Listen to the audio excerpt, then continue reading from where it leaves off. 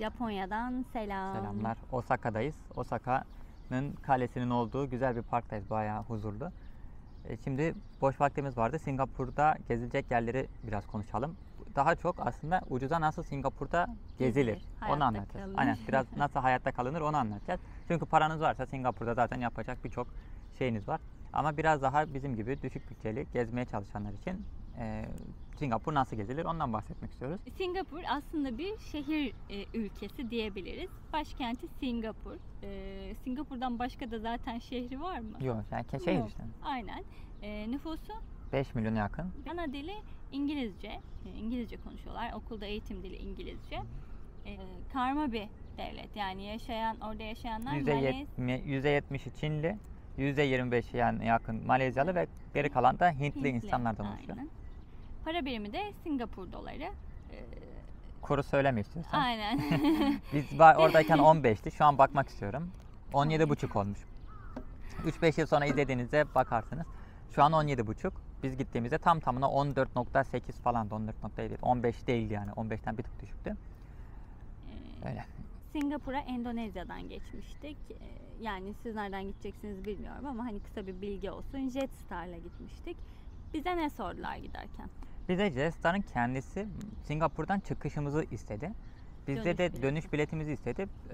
Sadece kendisi istedi. Yani havayolu şirketi istedi. Singapur'da bize dönüş bileti falan sormadılar. Singapur vizesiz bir yer. Singapur'da bir de vizesiz olmasına rağmen internetten bir form doldurmanız gerekiyor. O formda da kalacak yeriniz, işte kaç gün planlıyorsunuz gibi böyle basit sorular yapılıyor. E-mail adresinize de vizenizi veriyorlar. Onları da QR kod gibi bir şeyle okutuyorsunuz girerken. Onun linkini de bize aşağıya bırakırız. Aşı kartı sormadılar. Aşıydı bir şey sormadılar. Bence bu QR kodu da doldururken uçacağınız hava yolunun sitesinden kontrol edebilirsiniz. Sizden o an ne istiyorlar? Hani belki aşı kartı isteyebilirler ya da siz kendinizi garanti almak isteyebilirsiniz. Havayolu şirketinin sitesinden kontrol ederseniz daha sağlıklı olur böyle şeyleri. Havaalanına biz gece 1'de girdik. Zaten telefonu falan çalınmıştı. Hatırlayanlar bilir. Singapur gibi bir yerde telefonumu çaldırdım. Ben de orası yok zaten. Aynen. Nasıl geçtik diyorum. Şurada köpekler dövüşüyor da ona bakıyoruz. Dikkatimizi aldı. Nasıl geçtik, ne sordular hiç hatırlamıyorum. Emre yine az çok hatırlıyor. Şimdi havaalanına girdiniz, tamam mı? Eğer bizim gibi gece gelirseniz havaalanına kesinlikle havaalanında kalabilirsiniz. Ve kalın bence çünkü çok rahat. Koltukları falan çok güzel bir şekilde sabaha edebilirsiniz. Çünkü bir daha havaalanına gelmek zorunda kalmazsınız. Çünkü havaalanında da gezilecek yerler var. Yani Singapur'un gezilecek yerlerinde havaalanında bir numaralarından birisi. Benim kafamda şey vardı ama hani böyle büyük, çok güzel bir havaalanı. Ben zannettim ki gece bile kapanmıyor ama kapalıydı. Yok, gece Mağazalar, kapalıydı. işte restoranlar falan gece kapalıydı. Ve o kadar büyük de bir yer değil. Yani internette gördüğünüz kadar abartılmış bir havaalanı değildi bence. Tamam, o fişkenin olduğu bir yer var.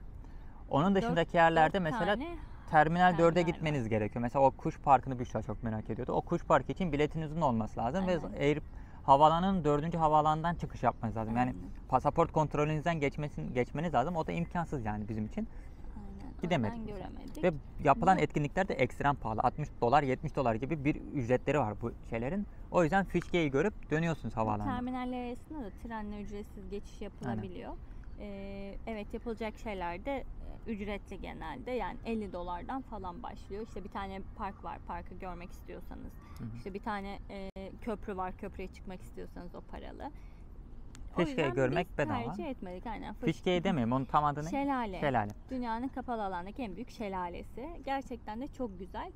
Onu da saat 11'de açıyorlar. Sabah 11'de açılıyor. Onu da aklınıza bulunsun. Ben gece göreceğimi düşünmüştüm. Aynen, biz gecesini görüyorduk. Oranın manzarası falan gerçekten çok güzel. Onu kesinlikle görmelisiniz. Eğer gece geliyorsanız 11'e kadar bekleyin. Havaalanında da yemek yiyebilirsiniz. Tamamen Singapur'un dışıyla havaalanındaki fiyat aynı. Hiçbir fark yok. Yani güvenle yemek yiyebilirsiniz. Orada McDonald's var. Yani aklınıza gelecek her şey var. Süpermarketleri falan. Orası bir yaşam alanı yani. Havaalanında hallettik.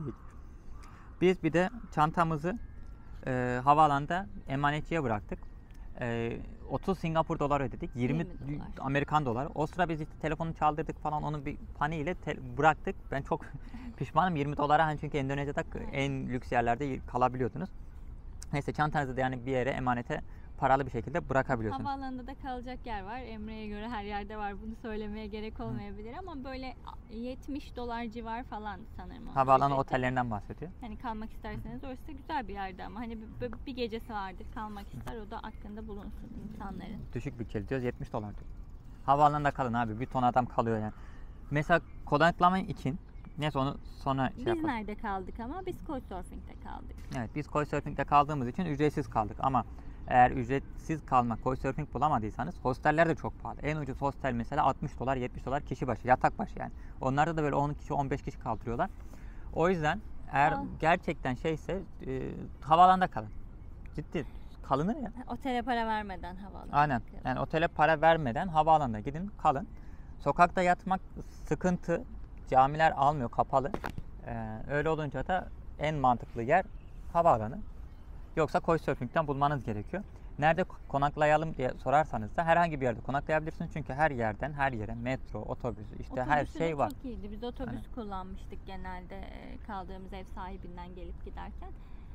Haritada o an otobüsün nerede olduğunu falan da Aynen. gösteriyor. Zaten hani geziyorsanız Google Maps'i biliyorsunuzdur. Böyle büyük şehirlerde genellikle nereden geçtiği, hangi saatte geçtiği güzergahları gösteriyor. Rahatlıkla kullanabilirsiniz. Ayrıca otobüslerde de bildiğiniz kartınızı okutup geçebiliyorsunuz. Bildiğiniz kredi kartınız, banka Yani- kartınız, Türkiye'deki kartınıza Bunun geçebiliyorsunuz. için Oradan muhtemelen çipli olanlar Çipli olması olanlara. gerekiyordur. para kesiyor ama bizden de kesmedi. İşin kapı tarafı 2-3 gün kullandık. $1 bile kesmedi, anlamadık yani. Ücretsiz mi şey mi? Yani onlarla çok rahat hem metroyu hem otobüsü kullanabilirsiniz. Aynen. Havaalanında paranızı çevirin. Parayı havaalanında düzgün çeviriyorlar. Bizimki yani şeyler gibi, bazı ülkelerdeki gibi kur farkını çok koymuyorlar.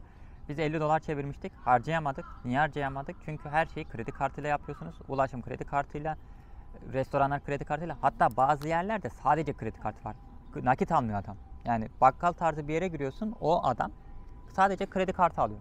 Öyle olunca o parayı bitiremedik. Hediyelik eşya aldık bir.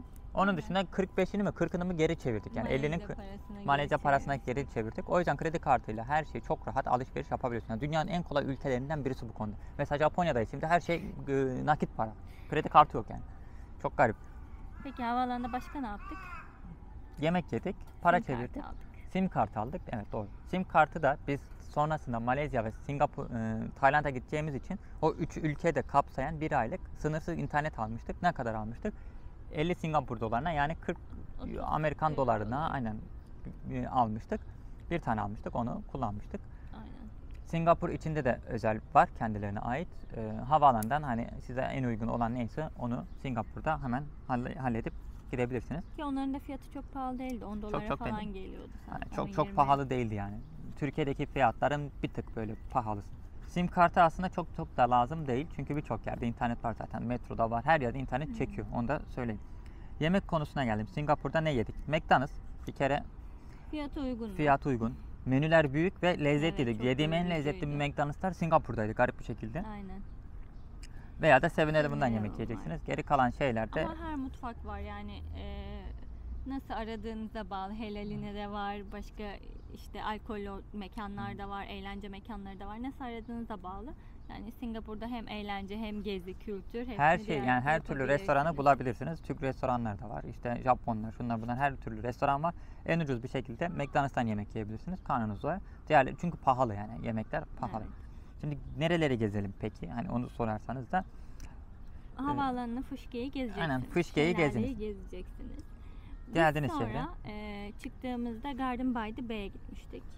Marina civarında başlıyorsunuz. Marina Aynen. civarında sadece Marina tarafında yürüseniz bile zaten bir gününüz gidiyor. Evet. Orada mesela aslanlı bir heykel var. Ona gitmeniz gerekiyor. Durianlı bir müze var. Aynen.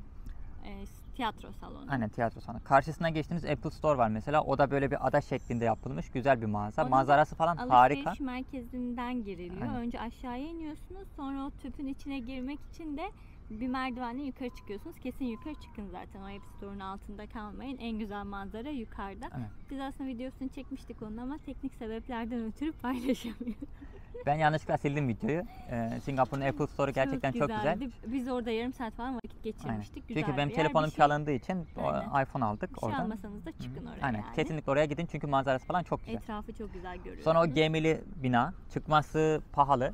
paralı. 20 Biz dolar 20 dolara falan yakın sanırım. biz çıkmadık. Biz 2 kişi olduğumuz için. 40 dolara denk geliyor.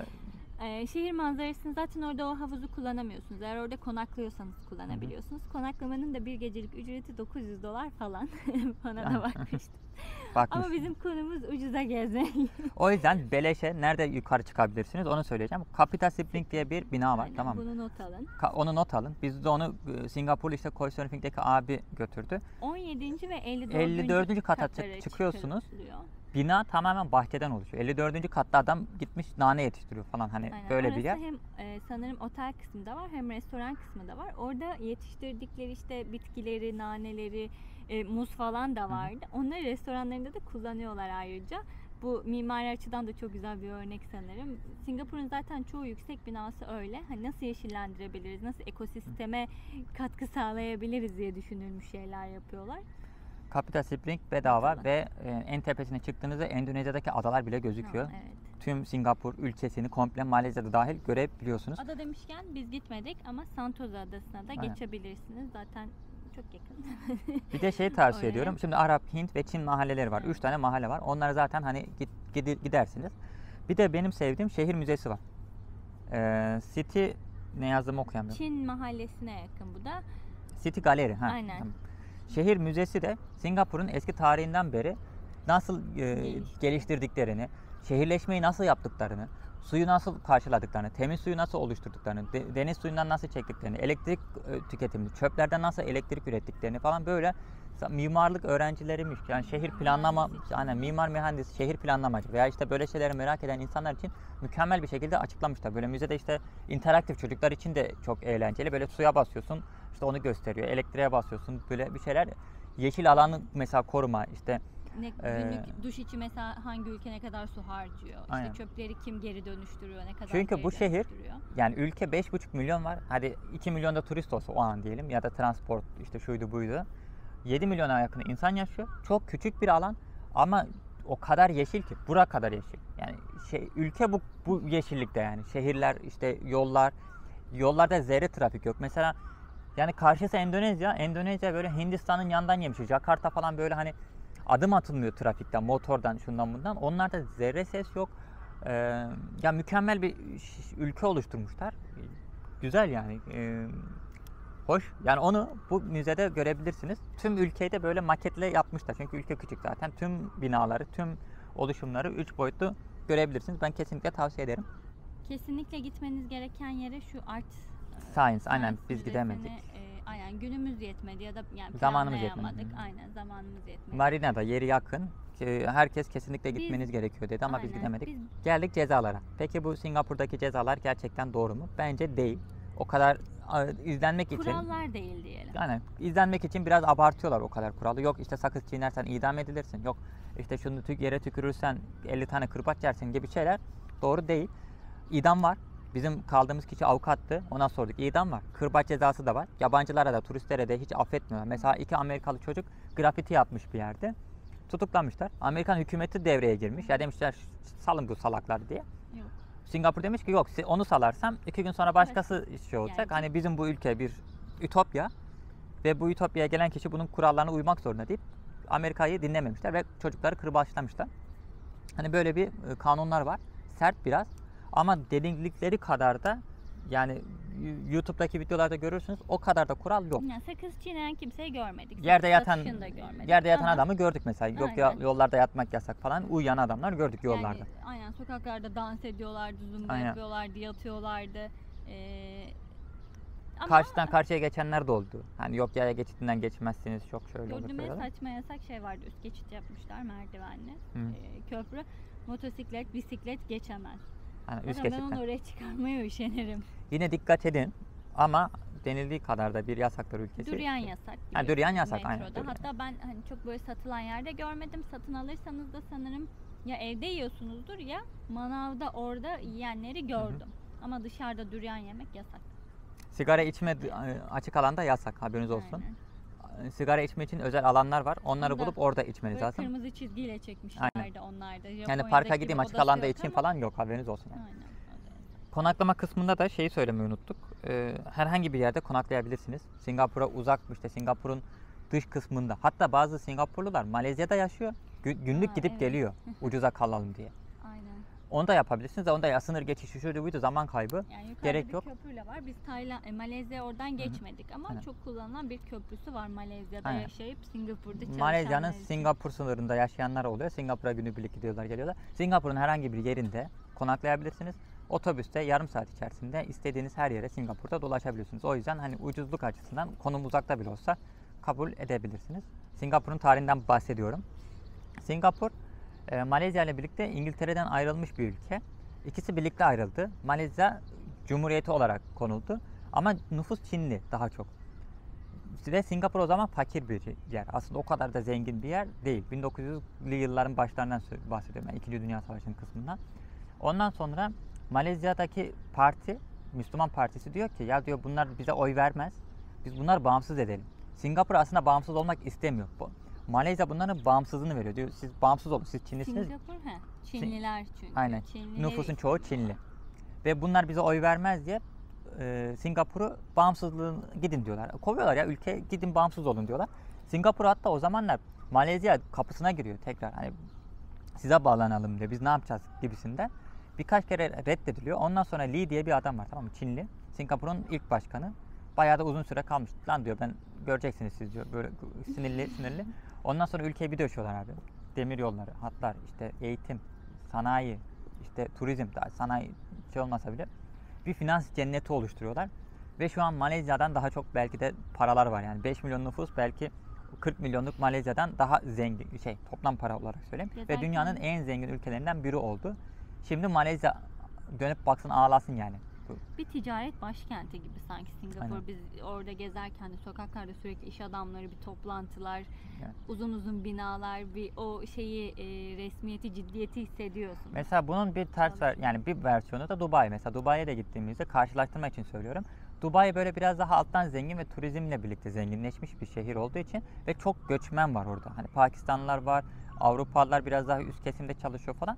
Arap yok yani. Çalışan Arap yok. Ama Singapur tamamen çoğunluğu Çinlilerden oluşan bir ticaret. Yani bu ülke kendileri yapmış. Öyle olunca hani bir her yer Çinli. O yerel Çinli. Mesela bizim kaldığımız kişi Çinli. Çinli. Annesi Çinli. İşte Çince konuşuyorlar zaten. Ana dil İngilizce bu arada. Eğitimi İngilizce. Hintliler de Aynen, İngilizce aynen. öğrenmek zorunda. Araplar da İngilizce öğrenmek zorunda. Malezyalılar da İngilizce öğrenmek zorunda. Çinliler de. Yani ana eğitim, ilkokuldaki eğitim İngilizce. O yüzden İngilizce tamamen konuşuluyor. Kendisi bir de Çin olduğu için Çinli. Çince biliyor. Ve hani ana kara Çin'inden böyle kopmuşlar artık. Yani Çin'le ilgili bir eleştiri yaptığımda kusura bakma ya dedim hani Çin'i eleştirdim falan. Yok ben diyor Singapurluyum diyor. Hani artık Çinlilerden kopmuşlar ve yeni Singapurish diye bir dil oluşmaya başlamış. Singlish diye. Nasıl diyeyim? Çince ile İngilizcenin böyle artık ortak kelimelerle oluşan bir şey var. Yani yavaş yavaş kendi dillerin de oluşmaya başlamış. Yani birkaç etmişler jenerasyon diye. sonra böyle 4-5 jenerasyon sonra hani kendilerine bir entegre bir toplum oluşmuş olacak. Mesela Hong Konglu bir çocuk vardı bizle birlikte kalan. O da mesela Çinli. Bu da Çinli. İkisi de Çinli ve hani birkaç kelimeyi mesela çocuk çıkartamadı. Singapur dilindeki şeyinden. Neyse yani demek istediğim Singapur'un tarihi böyle bir yer. Lee'yi araştırın. Lee'nin gerçekten güzel bir sistemi var. Ondan sonra Singapur biraz daha ekonomik ve kalkındıktan sonra da ben diyor diktatöre dönüşüyorum. Hani uzun şey. Bunu diyor artık demokrasiye çevirmemiz lazım diyor ve taht mı diyeyim artık koltuğunu bırakıyor. Lee'nin oğlunu seçiyorlar. O ayrı konu ama şu an demokrasi var. Lee de 2010 yılında ölüyor. 90 küsur yaşında. Sevmeyen yok. Gerçekten sevmeyen yok. Yani illaki eleştirdikleri kısımlar olur falan dedi adam. Bizim abimiz de çok entelektüel, hani çok okumuş, bilgili bir adamdı. Niye bizi aldı? Ne yapıyor anlamadım ama böyle gezginleri ağırlıyordu. falan da konuşmuştum sanki. Aynen bayağı çok bilgiliydi yani. NFT'den, Bitcoin'den falan da konuşmuştuk.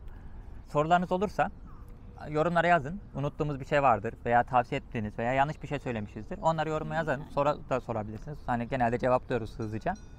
Çünkü takipçimiz çok olmadığı için yorumları görebiliyoruz. Bir de biz hani ülkelere girmeden önce böyle genelde araştırıyoruz. Hani öğrenebileceğimiz böyle bir kapsül bir bilgi var mı kapsül diye. bilgi yok, onu biz Umarım yapalım işinize dedik. yarar. Aynen. Hani aklınıza gelen, kafanıza takılan bir şey varsa eğer bilgimiz dahilindeyse cevaplamaya çalışırız. Ya Instagram'dan ya YouTube'dan sorabilirsiniz. Instagram adresimizi de aşağı bırakırız. Beğendiyseniz, hoşunuza gittiyse, bir şeyler öğrendiyseniz, takip edip beğenirseniz de hani bize motivasyon oluyor. Çünkü birilerinin fayda olursa ne mutlu Teşekkür ederiz Teşekkür ederiz. izlediğiniz için, takip ettiğiniz için. Singapur Böcekleri. buradan sonra Singapur maceralarını anlatmıştık zaten. Yani bundan sonra Singapur'dan sonra da Malezya hakkında genel bilgiler vermeyi düşünüyoruz. Diğer videolarda görüşmek üzere. Hoşça kalın. Hoşça kalın, görüşürüz.